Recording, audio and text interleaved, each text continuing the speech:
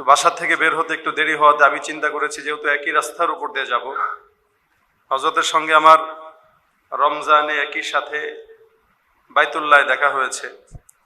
হুজুর উমরায় ছিলেন, আমিও উমরায় ছিলাম। তো হযরত তখনই বলেছিলেন যে মাদ্রাসায় আইসেন।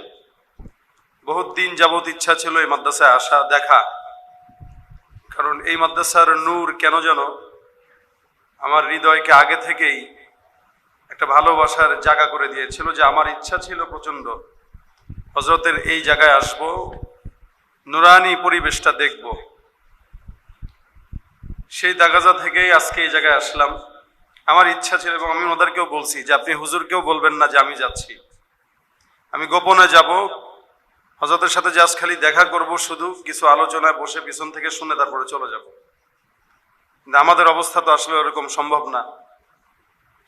ওনারা হয়তো জানিয়ে দিয়েছেন, বের হলাম, অটোমেটিক ছাত্র ভাইরা ভালোবেসেই হুজুরের রুমে নিয়ে গেছেন।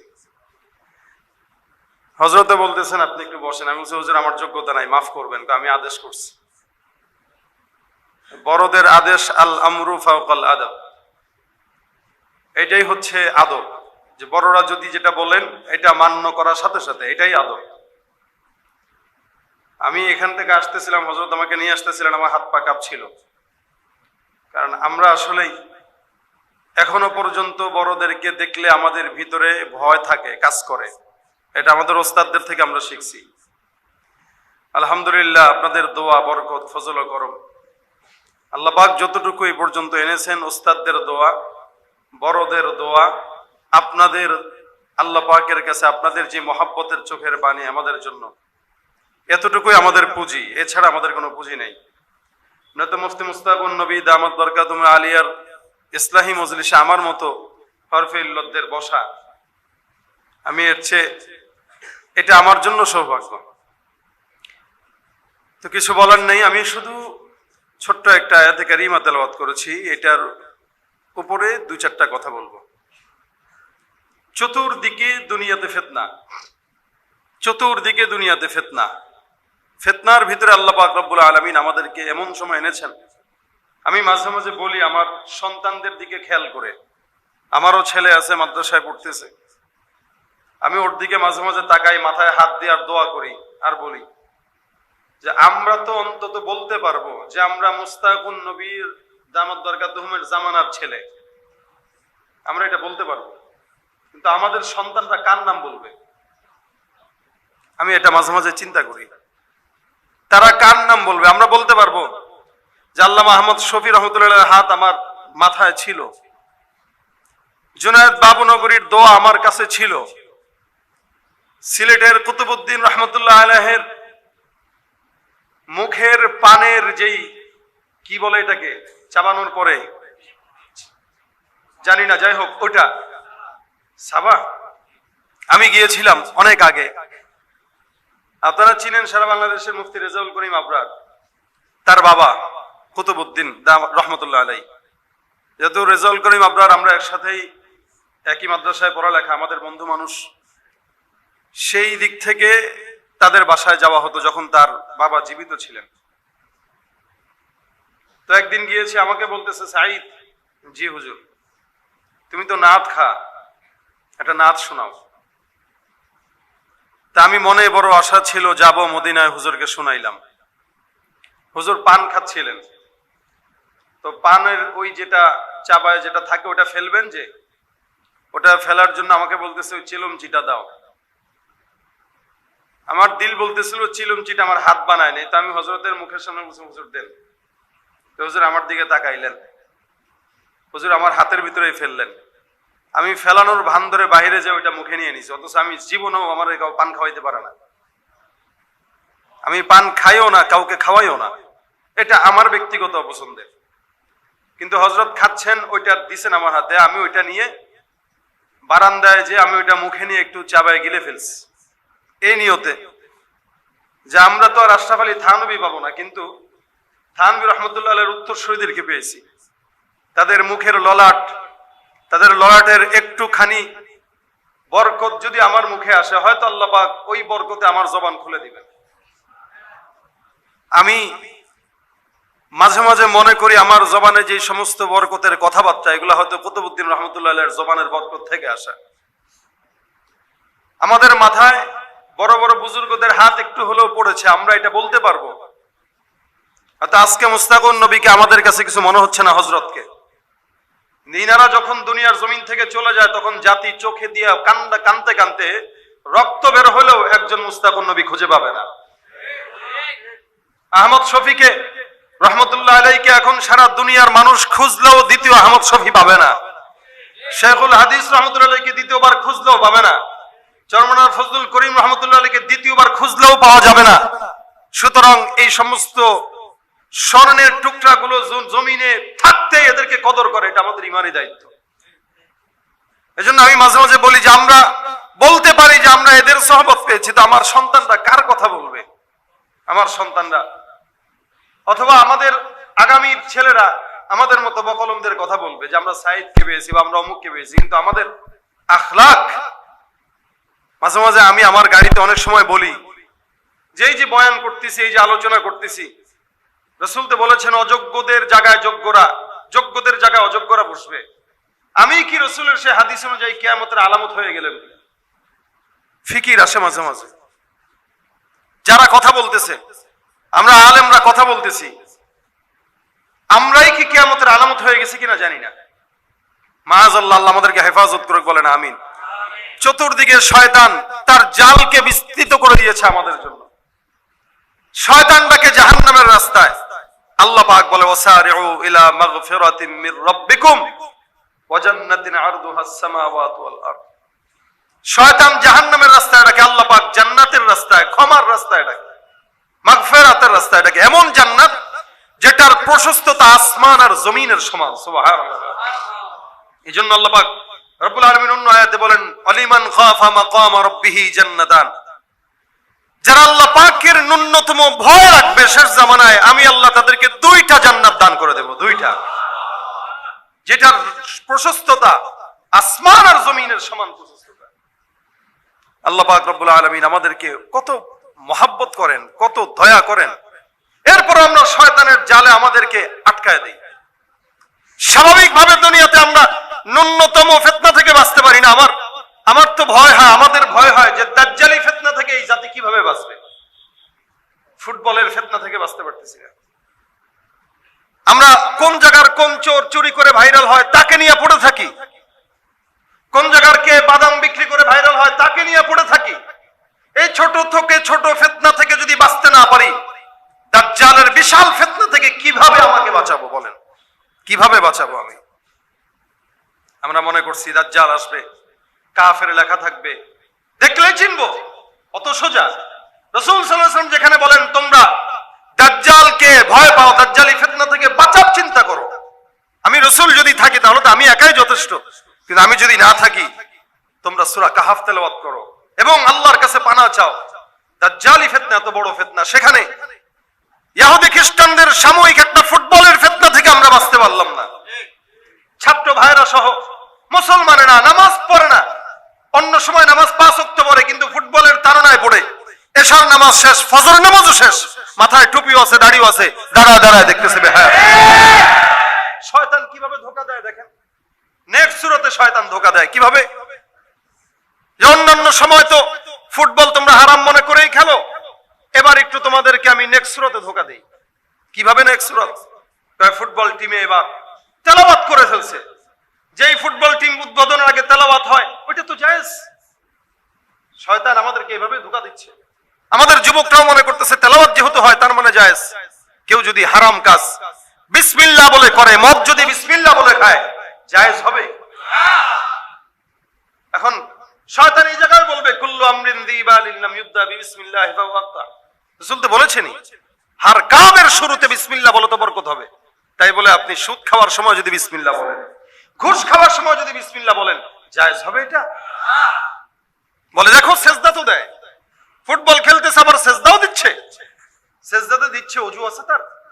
কথা বলেন, ওযু আছে? ওযু তো নাই, সে ওযু করেও নামে নাই। ওযু থাকলেও লাভ কি, তার তো সতর খোলা।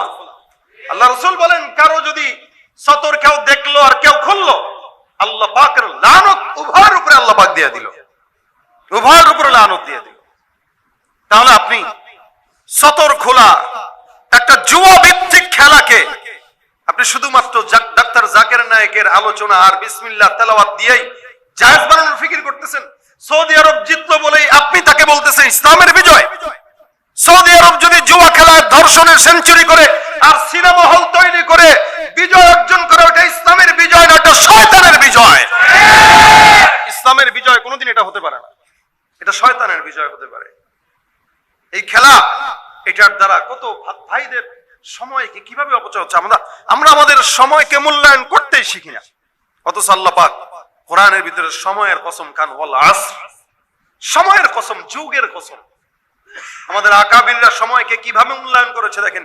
ইমাম মুহাম্মদ রাহমাতুল্লাহ আলাইহি রাত জেগে মুতালা করতেন, হাদিস লিখতেন, মাসালা ইস্তেমবাদ করতেন।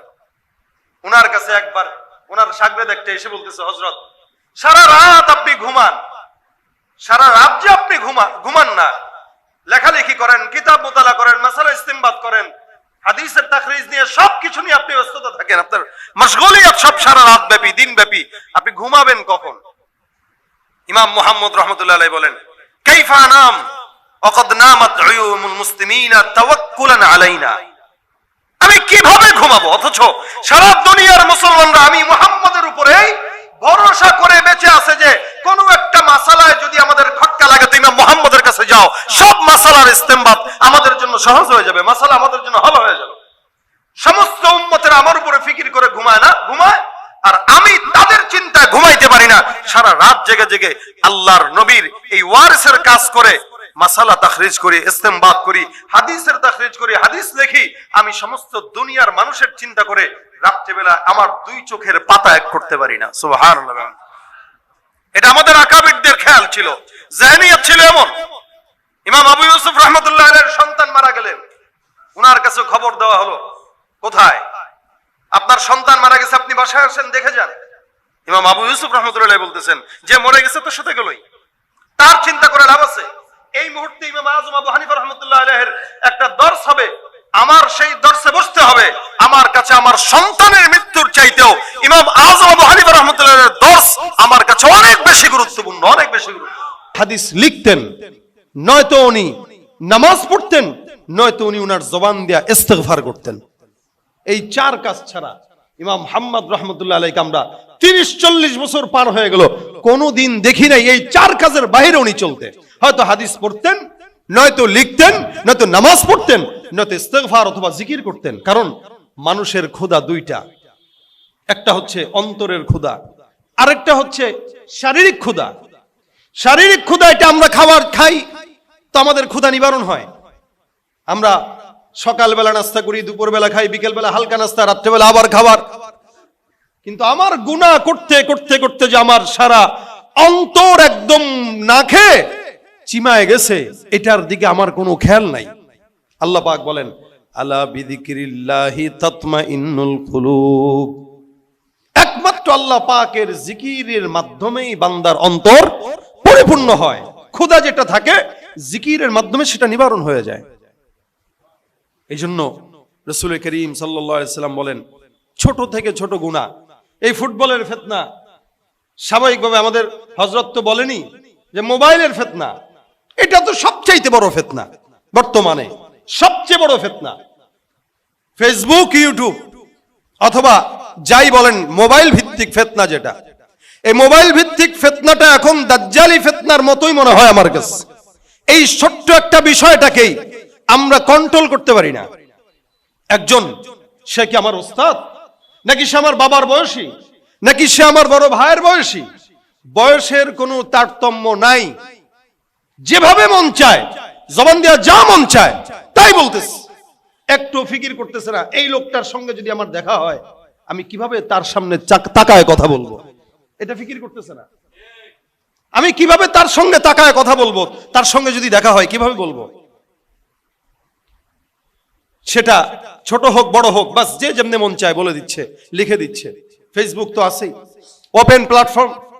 আমি আমার মনের একটা ভাষা প্রকাশ করব, ওটার ব্যাপারেও আমার কোনো স্বাধীনতা নাই, বাস গালিগালাজ চলতেছে। দিচ্ছে কারা? মাঝে মাঝে প্রোফাইলে ঢুকে দেখি, হয়তো এই ছেলেটার বয়স সর্বোচ্চ 15 বছর হবে, হয়তো 20 বছর হবে।